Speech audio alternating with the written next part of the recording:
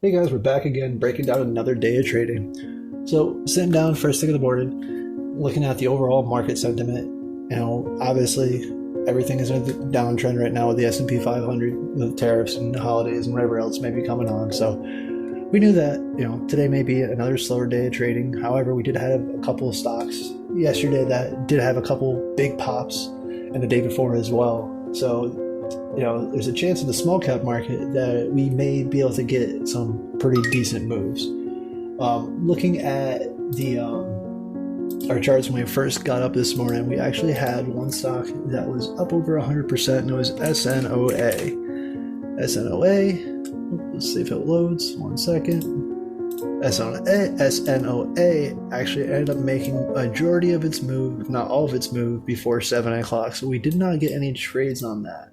But this is something that we did have up first thing in the morning, so I kind of do want to go over it that way. Whoever doesn't know and just wants my insight or whatever, how I look at things, and we have it. So I drew a trend line, protecting our highs here. I can put another one here if I want, sure, but not a necessity. So looks like we were in a pretty clear downtrend movement. Let's go ahead and put it in the 1 minute, because that's kind of where I would look at when I'm initially looking. I also have the MACD on. So looking at this, it does look like that we, couldn't break above this 520 mark here, 537 mark, couldn't get up above that. We did have a lot of high volume selling on this red doji candle right here. So that to me indicates that we're potentially on the backside of the move. We also kind of have a little bit of a head and shoulders pattern forming here. It's not the most perfect head and shoulders, but we can see it, and I can kind of point it out to you a little bit. So if we can connect here and here, we have our shoulders and our head. So at that point, it does look to me that this stock was kind of on the backside of the move. So at 7 o'clock, when we had this nice big spike up here, and we saw that retreat, forming that head and shoulders and completing the pattern. At this point, I didn't see a reason to take this trade, any more trades, or even continue to look at this, especially since when it dropped over under VWAP. So at this point, slow morning, but we haven't been seeing moves happen until about 8 o'clock. Past 3 or 4 days, we've been seeing moves happen around 8:30. And that's actually when ENSC actually came in. What's going on here? Let's make sure we're in the right group. So when ESNC ended up coming and breaking through. Now we did have this huge pop initially right here, and actually was able to get in and take this trade. Reason I took this trade is we did have breaking news on this. Wasn't anything crazy, however, with what we've seen through trends lately, we do have a lot of traders sitting and waiting for stocks to start to pop and start to take advantage of that situation. So we did have this nice doji candle coming in right here, obviously a nice big doji candle. Once we were able to break this line is when I took my first trade. One, because it was at 250, breaking that psychological resistance of 250. And we popped on up. At this point, I was able to ride it on up. I end up cashing out. Let me see here, because I ended up getting another chart up. When I got that other chart up, let's make sure we're in the right group. I started looking at the daily chart just to see where our potential stops could be. And I did notice that we had a ton of resistance potentially. So let me just mark it out that way you guys can see. I'll just do it from there. There. So once we broke that 239 mark, back up over 250 is when I took that trade.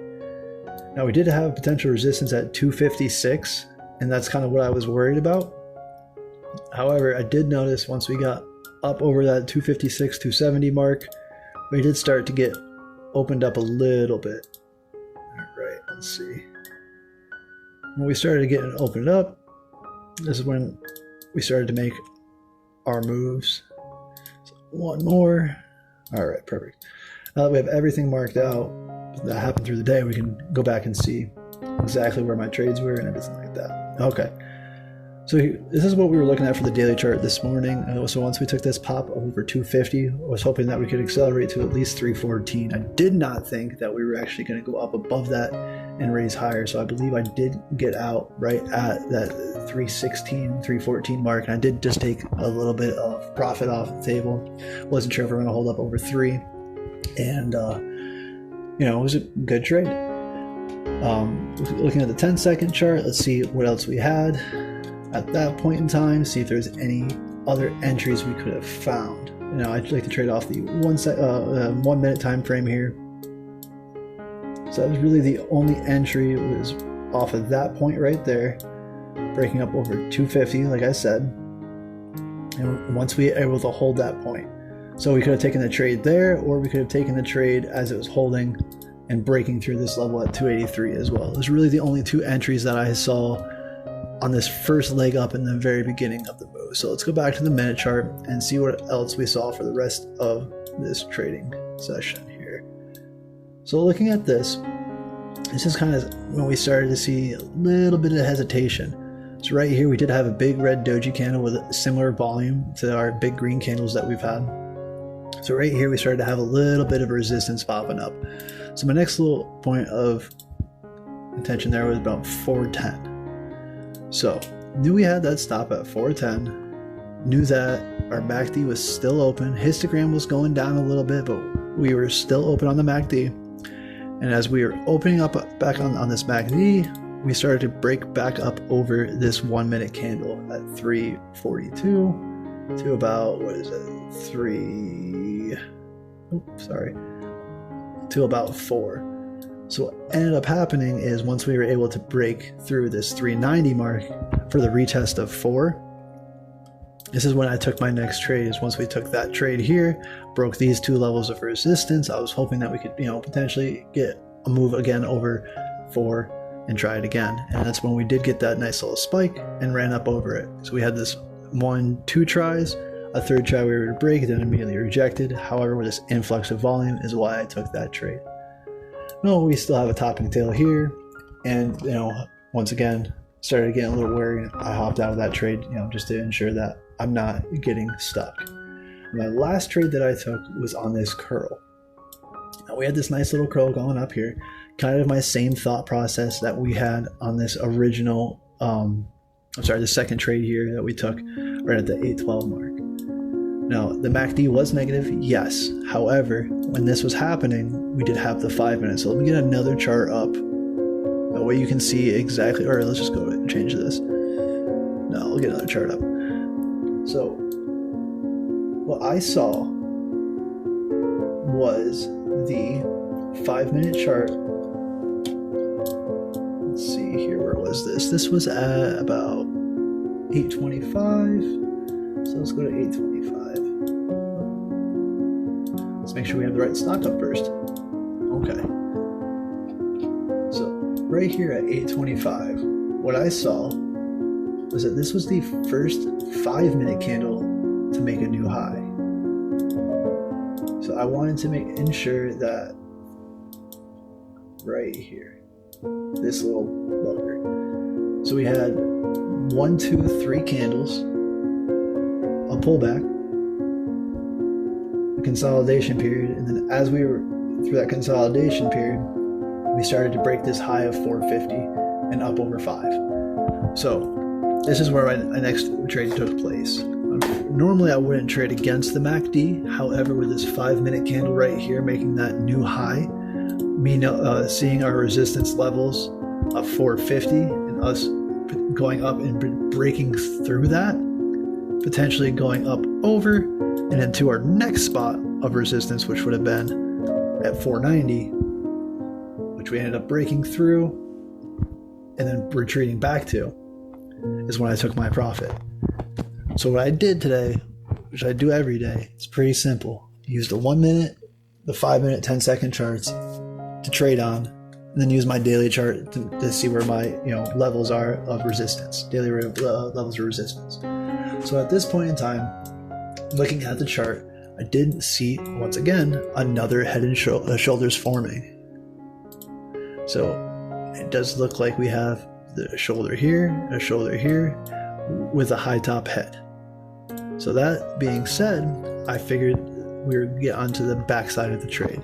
Could I have stuck around and potentially taken a trade up back over VWAP over here?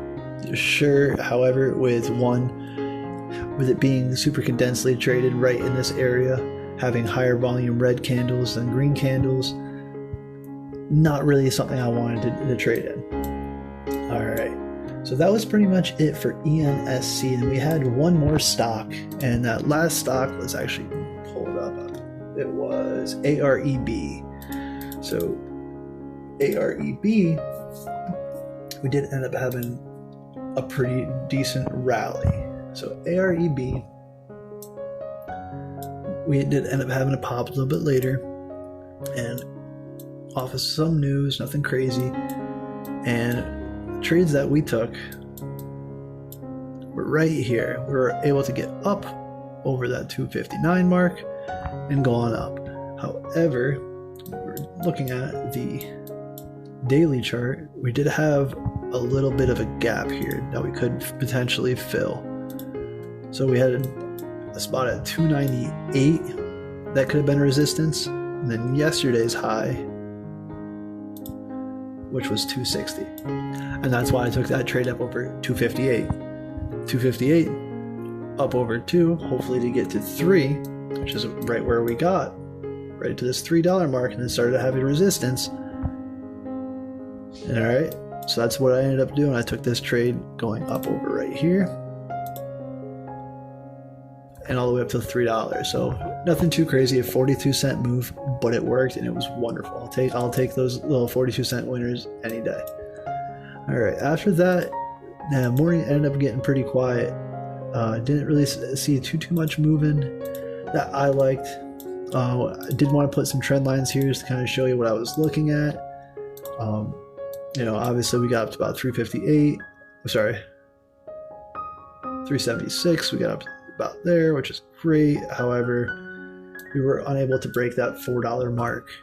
So the other trade I could have potentially have taken was after it rejected the second time going up over 4 and it dropped. Yes, I could have taken this double bottom trade that we had right here. 100%. I could have taken that. However, I didn't want to overstay my welcome and get myself caught. I wasn't sure how much it was going to move. I wasn't sure if it was actually going to break up over this neckline and hold.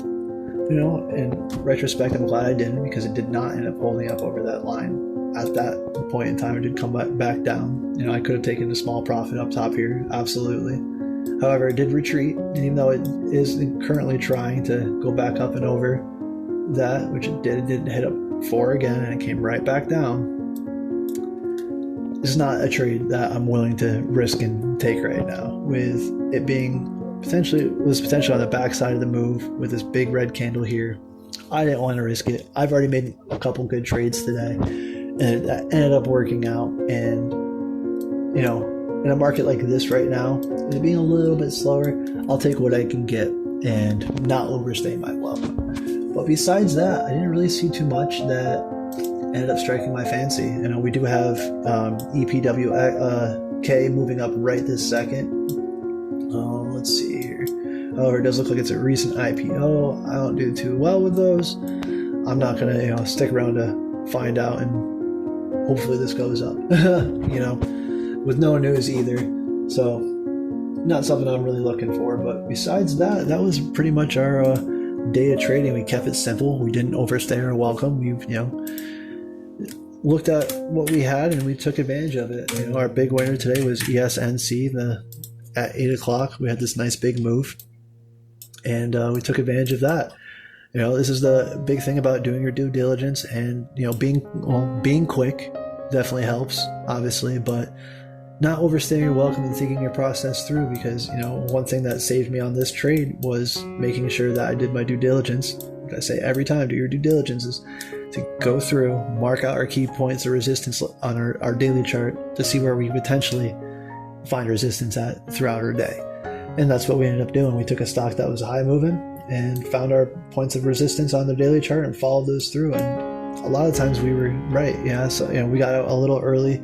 Didn't take all the profit that we could have right here, unfortunately. But with the stock going up over $2.50 to $3 and having resistance at $3.14, taking half off at that point in time, just to ensure that you are going to stay green, isn't a bad idea. And that's what it's all about, is just making sure that you're getting these small wins every single day, because eventually they'll add up. Just taking these small base hits. I'll take small base hits every single day. That's all I want.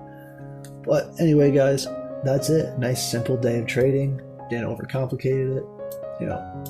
Hung out and relaxed today. It was honestly a good day, not a stressful day of trading, which was great. But anyway, guys, that will be it for me today. You guys have a great, wonderful rest of your day. We'll see you again tomorrow. Please like and subscribe.